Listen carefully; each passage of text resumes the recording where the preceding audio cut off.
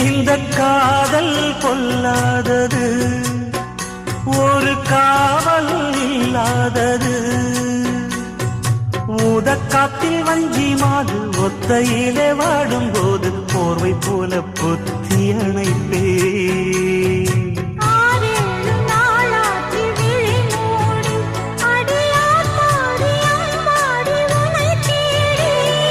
நீதானே மானே என் இளஞ்சோடி, உனை நீங்காது என்றும் என் உயிர் நாடி.